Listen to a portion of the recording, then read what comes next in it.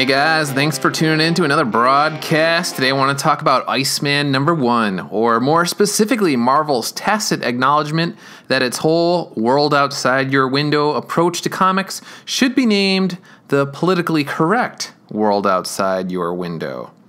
Here's the deal. I'm not going to give a play-by-play for this issue, but I'll link to Diversity in Comics and a couple of others in the description field below for those who are interested. What I really want to talk about here is not suddenly gay Iceman, that's been done, but instead the Purifiers.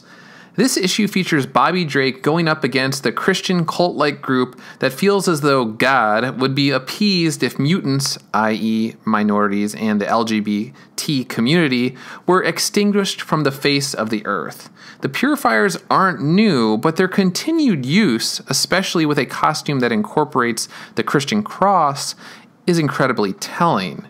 Ask yourself this question: would you ever see an anti-mutant group called the Sons of Jihad in a Marvel book? Would you ever see that group wearing a costume that included the star and crescent moon? In this issue, the Christian villain hunts down his prey and says as he looms over her, "There's nowhere left to run, abomination." When Iceman comes to the rescue, the Purifier says, "That little rat girl was supposed to be my saving grace, a sign of faith to show my allegiance. But lo, now I get to have two of your kind." Here's the deal, and I say this as a practicing Catholic. I would not be making this video right now if Marvel were intellectually consistent. Everyone knows that if the Purifiers and their crosses became the sword of Allah, chopping down mutants, that it would be on CNN and every other cable news channel with cries of Islamophobia. G. Willow Wilson would be trotted out to condemn the writer who created the group, and the guy would be excommunicado from the industry, John Wick style. So despite the fact that gay men are being thrown off tall buildings in Syria by ISIS, despite the fact that Christians are not the ones who are blowing up little girls at Ariana Grande concerts, despite the fact that Christians are not using vehicles to mow down innocent civilians on London Bridge, despite the fact that Christians aren't lighting people on fire in steel cages or chopping off heads, they are the ones still getting slimed by Marvel Comics. Marvel was fine with Patriot Act allegories in Civil War. Marvel was fine having Captain America take on the Tea Party. Marvel was fine putting Republican talking points on immigration into Red Skull's mouth. Marvel was fine with Nick Spencer's AmeriCops. And Marvel was fine turning Donald Trump into an alternate universe MODOK. And then allowing Nick Spencer to turn Secret Empire into a giant political temper tantrum over the 2016 election results. But when it comes to covering one of the most defining national security challenges of the past 20 years, nothing to see here. Move along, move along. Hey, did you know that random Christian bakers don't want to bake wedding cakes for gay couples? It's time to bring back the Purifiers.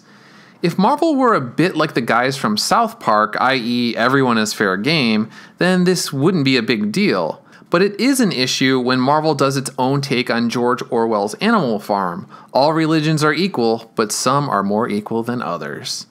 At some point in time, tolerance was redefined in a weird way where one must celebrate an issue advocated by the social justice crowd. If I don't celebrate the LGBT community as a Catholic, then I'm a would-be purifier. If I don't celebrate something touted by minority rights activists, then I'm a racist or a would-be AmeriCop in a Nick Spencer book. If I don't celebrate illegal immigration, then Nick Spencer wants the world to know that I'm maybe kinda sorta the Red Skull. If I believe that I'm taxed enough already, i.e. I agree with a core aspect of the original Tea Party's gripes about the federal government, then I'm the type of guy who needs to be monitored by Captain America.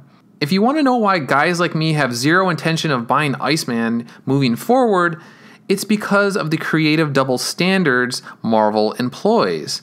I get unsolicited sucker punches in an Iceman comic because of my faith, but yet it's somehow off limits to give Islam a creative zinger. The fact of the matter is that Marvel goes after Christians precisely because Christians overwhelmingly abide by the teachings of Christ on these matters and turn the other cheek. Note to Marvel, Christ was crucified on a cross and mocked during the whole torturous ordeal. That's why he was given a crown of thorns. That's why the cross was inscribed with King of the Jews. Guys like me get it. We expect it. Go ahead and mock us or demonize us or turn us into supervillains who get the crap beaten out of them by Iceman. But if you're going to do that, then just at least admit that you refuse to tackle the subject of Islam because you are intellectual cowards. Just like Kevin Smith, who will make a movie like Red State, even though the world knows he would never make a similar movie called Islamic State. In closing, I'm just saying that I don't care if Marvel has gay characters. I don't care if they get married in Marvel's First Gay Baptist Church of New York. But I do care about writers who destroy continuity for a political agenda, and I do care about double standards. If you want to know why so many people are bailing on Marvel these days, then just check out Iceman #1. It has nothing to do with showing gay people in comics, and everything to do with bad writing and pathetic pandering. That's about it for now, but I'd like to hear what you have to say. Sound off on Suddenly Gay Iceman, the Purifiers, Marvel's hypocrisy and double standards, and anything else related in the comments section below. And as always, if you like what you've heard here, then head on over to douglasstearns.blog for more coverage just like this. See you next time.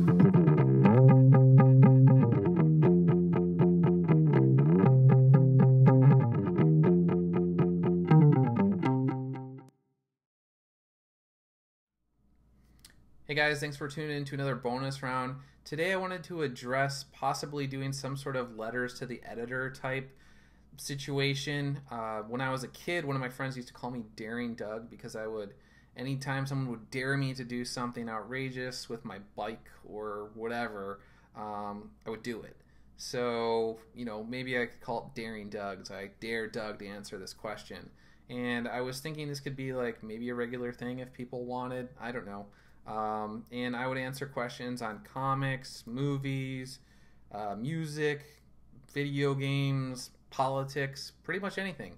As long as you're asking me a question that's not going to get me a YouTube strike or it's rated X or something like that, then I could address the question.